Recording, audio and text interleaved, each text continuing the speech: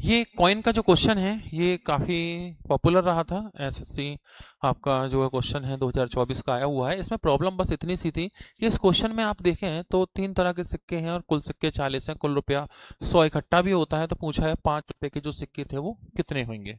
तो देखिए, इसको करने का एक बेहतर और आसान तरीका हम लोग डिस्कस कर सकते हैं कि सिक्के जो हैं वो 1 रुपये, 2 रुपये और 5 रुपये के हैं और कुल सिक्के 40 हैं। थोड़ी देर के लिए हम ऐसा मान लेते हैं कि अगर सारे सिक्के 1 रुपये के होते, अगर, ठीक है, तो अगर सारे सिक्के 1 रुपए के होते और सिक्के कितने हैं 40, तो हमारे पास कुल कितना रुपया इकट्ठा होता, कुल 40 रुपया हम इकट्ठा कर चुके होते। क्योंकि अगर सारे सिक्के 1-1 रुपए के होते तो कुल रुपया हमारे पास 40 होता, क्योंकि 40 सिक्के हैं। जबकि हमारे पास रुपया कितना इकट्ठा हुआ है 100। इसका मतलब हमारे पास रुपया कुछ एक्स्ट्रा भी इकट्ठा हो चुका है, और जो कितना रहा होगा 60 रुपया। क्योंकि अगर हर सिक्का 1 रुपए का है तो 40 सिक्कों की कीमत 40 रुपए होती, लेकिन हमारे पास जो रुपया है वो 100 है। तो हमारे पास जो एक्स्ट्रा पैसा इकट्ठा हुआ वो है 60 रुपया।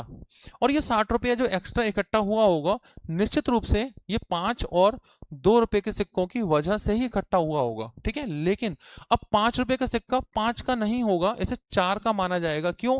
क्योंकि 1 रुपया का हर सिक्का आप पहले से ही कंसीडर कर चुके हैं।